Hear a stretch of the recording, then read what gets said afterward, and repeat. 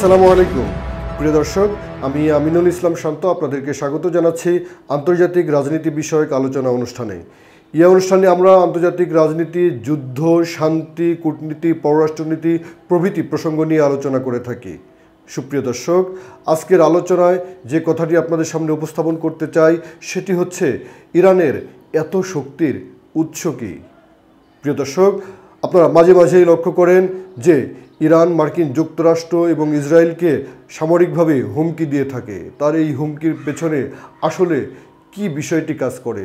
শুধুমাত্রই কি তার অস্ত্রশস্ত্র, নাকি এর সঙ্গে আরও অনেক বেশি তাত্ত্বিক, আদর্শিক এবং আধ্যাত্মিক কারণ জড়িত রয়েছে?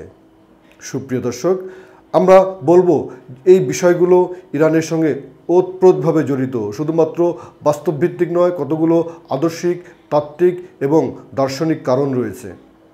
আসুন আমরা আজকে জানার চেষ্টা করি ইরানের এত ক্ষমতার উৎস কী। আমরা যদি প্রথমেই বলি যে ইরান তার ক্ষমতার অন্যতম উৎস হচ্ছে সে তার শত্রু এবং মিত্রকে যথাযথভাবে ফাইন্ড আউট করতে পেরেছে। ইরান অর্থাৎ ইসলামী প্রজাতন্ত্র ইরান সেই 1979 সালে বিপ্লবের পর থেকে মার্কিন যুক্তরাষ্ট্রের অনুকূলে একটি সরকার ছিল যে রেজা শাহ পাহলভি, সেই শাহ সরকারকে সরিয়ে ইরান যে ইসলামী প্রজাতন্ত্র ইরান ঘোষণা করেছিল একটি রক্তক্ষয়ী বিপ্লবের মধ্য দিয়ে, সেই সময় থেকেই সে চিহ্নিত করতে পেরেছে কে তার আসল শত্রু। অর্থাৎ মার্কিন যুক্তরাষ্ট্রকে সে আসল শত্রু হিসেবে চিহ্নিত করেছে। আর মধ্যপ্রাচ্যে মার্কিন যুক্তরাষ্ট্রের অন্যতম এজেন্ট, অন্যতম ঘনিষ্ঠ মিত্র এবং তার ছত্রছায়ায় গড়ে ওঠা রাষ্ট্র, ইহুদিবাদী রাষ্ট্র ইসরায়েলকে তার প্রধান প্রতিপক্ষ এবং শত্রু হিসেবে বিবেচনা করে ইরান। অর্থাৎ আমি এক কথায় বলতে চাই যে ইরান তার শত্রুকে সেটিকে যথাযথভাবে সে ফাইন্ড আউট করতে পেরেছে এবং শত্রুর ক্ষমতা কতটুকু, শত্রুর সক্ষমতা কী, সে কতটুকু তাকে ক্ষতি করতে পারে সেটিও তারা যথাযথভাবেই মেজার করতে পেরেছে এবং শত্রুকে কিভাবে সে প্রতিহত করবে সেই দক্ষতা অর্জনের জন্য তার কি কি উপায় অবলম্বন করা উচিত সেটিও তারা করতে পেরেছে। শুধুমাত্র কি এই মার্কিন যুক্তরাষ্ট্র বা ইসরায়েল না, পশ্চিমা শক্তিগুলো কারা কারা তার শত্রু, এমনকি মধ্যপ্রাচ্যের আরব রাষ্ট্রগুলোর মধ্য থেকেও কে কে ইরানের সম্ভাব্য শত্রু, সেটি ছোট আকারের হোক অথবা বড় আকারের, অথবা অন্য অন্য মিত্র রাষ্ট্র কারা যারা ইরানের পক্ষে কাজ করে, চাই সে মুসলিম রাষ্ট্র হোক অথবা অমুসলিম, সেটিও ইরান যথাযথভাবে ফাইন্ড আউট করতে পেরেছে। এটি তার ক্ষমতার উৎস। সুপ্রিয় দর্শক, আমি যদি বলি মধ্যপ্রাচ্যের যুদ্ধকে বাস্তবভিত্তিক একটি আঙ্গিকে যদি চিন্তা করি, তাহলে মধ্যপ্রাচ্যের বিভিন্ন যুদ্ধে ইরান বাস্তবেই যেই অভিজ্ঞতা অর্জন করেছে এটিও তার শক্তির অন্যতম উৎস। অর্থাৎ ইসলামী প্রজাতন্ত্র ইরান গঠনের জন্য ইরান যে বিপ্লব করেছিল, সেই বিপ্লবোত্তর সময়ে একটি স্বাধীন রাষ্ট্র হিসাবে ইরান যখন তার রাষ্ট্র পরিচালনা করবে, তখনই মার্কিন যুক্তরাষ্ট্র সহ পশ্চিমারা ইরাককে উস্কে দিয়েছিল ইরানের বিরুদ্ধে। তাই ইরান তাৎক্ষণিকভাবেই দীর্ঘ প্রায় 1 দশক মেয়াদী আরেকটি যুদ্ধে লিপ্ত হয়েছিল ইরাকের বিরুদ্ধে। সেই যুদ্ধ ছিল খুব ভয়াবহ এবং কঠিন। সেই যুদ্ধে অসংখ্য প্রাণহানি হয়েছিল এবং সেই যুদ্ধের মধ্য দিয়ে কিন্তু ইরানের এই বিপ্লবী যোদ্ধারা আরও অনেক বেশি অভিজ্ঞতা অর্জন করেছিল। একটি ভৌগোলিক পরিসীমার মধ্যে মধ্যপ্রাচ্যের যে উত্তপ্ত মরুপ্রান্তর, যে ভৌগোলিক যে পরিবেশ, সেই পরিবেশের মধ্যে শীত, গ্রীষ্মে, বর্ষায় কিভাবে যুদ্ধ করতে হয়, কিভাবে টিকে থাকতে হয় এবং কিভাবে তার রণকৌশল বাস্তবায়ন করতে হয়, সেটি কোনো খাতা কলমে নয়, শুধু বাস্তবেই ইরানের যোদ্ধারা অর্জন করেছিল। সুপ্রিয় দর্শক, ইরান এমন একটি রাষ্ট্র, তার ইসলামী প্রজাতন্ত্র ইরান তার জন্ম থেকেই যুদ্ধের মধ্যেই আছে। মার্কিন যুক্তরাষ্ট্র, ইসরায়েল এবং মার্কিন যুক্তরাষ্ট্রের পশ্চিমা মিত্ররা সবসময় ইরানের বিরুদ্ধে বিভিন্নভাবে নিষেধাজ্ঞা দিয়ে তাকে নাস্তানাবুদ করার কাজে নিয়োজিত আছে। আর ইসরায়েল ইরানের বিভিন্ন কর্মকর্তাদেরকে এবং সামরিক বাহিনীর সদস্যদেরকে গুপ্ত হত্যার কাজে নিয়োজিত রয়েছে। তাই বলতে পারি ইরান শুরু থেকে একটি যুদ্ধের মধ্যেই আছে।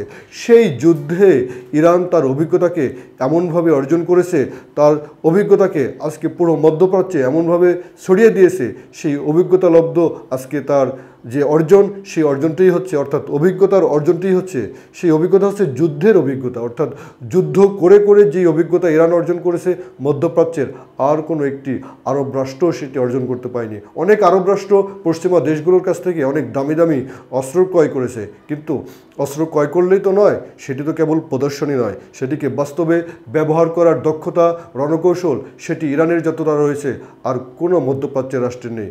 তাই ইরান আজকে যুদ্ধের যে অভিজ্ঞতা অর্জন করেছে, সেই অভিজ্ঞতা তার অন্যতম পুঁজি। সেই পুঁজিকে সাঙ্গ করেই আজকে সে এত শক্তিকে প্রয়োগ করতে পারে। সুপ্রিয় দর্শক, অস্ত্র উৎপাদনে স্বনির্ভরতা। ইরান নিষেধাজ্ঞার আওতায় থেকে বিভিন্ন দেশ থেকে বিভিন্ন সময় অস্ত্রশস্ত্র ক্রয় করতে পারেনি। তার যে বৈজ্ঞানিক প্রযুক্তি বিনিময়, এটিও তার পক্ষে সম্ভব হয়ে ওঠেনি। কিন্তু ইরান একটি নিশানা নিয়ে, একটি টার্গেট নিয়ে তার নিজ দেশের অভ্যন্তরে অস্ত্র গবেষণা করে নিজ দেশেই সে ড্রোন, ব্যালিস্টিক মিসাইল এবং অ্যান্টি ব্যালিস্টিক মিসাইল সহ এমন এমন প্রযুক্তি এবং যুদ্ধ অস্ত্র তৈরি করেছে যে সে আজকে নিজেই স্বনির্ভর, এবং সে নিজেই আজকে তার ড্রোন থেকে শুরু করে বিভিন্ন অস্ত্র অন্য অন্য দেশে সরবরাহ করে থাকে। প্রিয় দর্শক, আমরা যদি আরও বলি ইরানের এত শক্তির উৎস কী, সেটি হচ্ছে যে ইরান অনেক চ্যালেঞ্জ মোকাবেলা করে তার অর্থনীতিকে আজকে চালিত রেখেছে। আজকে অর্থনীতিকে একেবারে থেমে যেতে দেয়নি। যেখানে ইরানের অর্থনীতিকে থামিয়ে দেওয়ার জন্য ইরানের উপর বাণিজ্য নিষেধাজ্ঞা, অর্থ নিষেধাজ্ঞা সহ একের পর এক অসংখ্য নিষেধাজ্ঞা চাপিয়ে দেওয়া হয়েছে, তথাপি আজ পর্যন্ত ইরান একদিনের জন্য তার অর্থনীতি থমকে দাঁড়ায়নি। সে অর্থনীতিকে সচল করার জন্য শত্রু মিত্র বিবেচনায়, তার ভৌগোলিক যে অবস্থান বিবেচনায় এমনভাবে তার বাণিজ্য পরিচালনা করে, তার কূটনৈতিক এবং বাণিজ্যিক দক্ষতা আজকে দেশটির অর্থনীতিকে সচল রেখেছে। তাই এত চ্যালেঞ্জের মধ্য দিয়ে যে দেশের অর্থনীতি সচল রয়েছে, সেই দেশ অন্য কোনো চোখরাঙানিকে কখনোই ভয় পায় না বলেই আমার বিশ্লেষণ বলে। প্রিয় দর্শক, আমি যদি বলি ইরানের শক্তির অন্যতম আরেকটি উৎস হচ্ছে তার আদর্শিক শক্তি। অর্থাৎ ইসলামী প্রজাতন্ত্র ইরান সে তার আদর্শকে সাঙ্গ করেই, অর্থাৎ সে যে ইসলামিক আদর্শ বা একটি ইসলামী রাষ্ট্র, সে যে একটি আদর্শ লালন করে, সেই আদর্শের সঙ্গে রয়েছে তার আধ্যাত্মিক শক্তি। সেই আধ্যাত্মিক শক্তিকে কেন্দ্র করেই তাদের শক্তিকে আবর্তিত করে। তাই আজকে ইরান এতটা শক্তিশালী। প্রিয় দর্শক, আমি যদি বিপ্লবী গার্ড বাহিনীর কথা বলি, ইরানের সামরিক বাহিনীর পাশাপাশি সেখানে রয়েছে বিপ্লবী গার্ড বাহিনী। ইরানের বিপ্লবী গার্ড বাহিনী এতটাই শক্তিশালী যে তারা নিয়মিত সামরিক বাহিনীর বাইরে একটি দক্ষ সামরিক বাহিনী বিশ্বস্ত, যেটি ইরানি ইসলামী বিপ্লবের পরপরেই দেশটির যে ধর্মীয় নেতা আয়াতুল্লাহ রুহুল্লাহ খোমেনি তার নির্দেশে সেই রাষ্ট্রে এটি গঠন করা হয়েছিল। এবং এই বিপ্লবী গার্ড বাহিনী আজকে পুরো মধ্যপ্রাচ্য জুড়ে প্রত্যেকটি দেশে রাজনৈতিক, কূটনৈতিক পরিমণ্ডলে তার একটি প্রক্সি নেটওয়ার্ক তৈরি করেছে। এই বিপ্লবী গার্ড বাহিনীকেই মূলত মার্কিন যুক্তরাষ্ট্র এবং ইসরায়েল ব্যাপক ভয় পেয়ে থাকে। প্রিয় দর্শক, আমি যদি বলি এই প্রক্সি নেটওয়ার্কের কথা, পুরো মধ্যপ্রাচ্যে মার্কিন যুক্তরাষ্ট্র এবং ইসরায়েলের জন্য বিস্ফোরা তৈরি করেছে ইরান। অর্থাৎ ইরান তার সীমান্তকে ইসরায়েলের দোরগোড়ায় টেনে নিয়ে গেছে। প্রত্যেকটি আরব দেশগুলোতে ইরান খুব সুকৌশলে কাজ করে প্রত্যেকটি দেশের রাজনীতিতে এবং জনগণের মধ্যে প্রভাব বিস্তার করেছে এবং বিভিন্ন দেশে সরাসরি সে সফল হয়েছে। বর্তমান ইরানে, ইয়েমেনে, লেবাননে, সিরিয়ায় ইরান তার সামরিক দক্ষতা দিয়ে প্রত্যেকটি দেশে তার একটি প্রক্সি নেটওয়ার্ক এবং প্রত্যেকটি দেশে তার সামরিক বাহিনীর কার্যক্রম গড়ে তুলেছে, যেটি তার শক্তির অন্যতম উৎস। সুপ্রিয় দর্শক, সর্বশেষ যে কথাটি বলতে চাই, আন্তর্জাতিক পরিমণ্ডলে তার মিত্রদেরকে যথাযথভাবে রেসপন্স করে ইরান। অর্থাৎ রাশিয়া, চীন অথবা অন্য কোনো রাষ্ট্র, সেটি যত ছোট রাষ্ট্রই হোক অথবা যত বড় রাষ্ট্রই হোক, তার সঙ্গে কী ধরনের অ্যাক্ট করতে হবে, কী ধরনের অর্থনৈতিক কাঠামো পরিচালনা করতে হবে, সেটির জন্য ইরান অনেক বেশি দেরি করে না, তাৎক্ষণিকভাবে সে রেসপন্স করে। তথ্য প্রযুক্তির উন্নয়নে সে তথ্য বিনিময় করে, এমনকি কারো পাশে গিয়ে খুব সহসায় দাঁড়িয়ে যায়। এভাবে আজকের ইরান তার শক্তিকে এমন একটি জায়গায় নিয়ে গিয়েছে যে শক্তিকে আজকে ইসরায়েল এবং মার্কিন যুক্তরাষ্ট্র ভয় পায়। প্রিয় দর্শক, আজকে আলোচনা এখানেই শেষ করব। মূলত ইরানের এত শক্তির উৎস কী, সেগুলোই আপনাদের নিকট আজকে আলোচনা করলাম। সবাই ভালো থাকুন। অনুষ্ঠানটি দেখার জন্য ধন্যবাদ।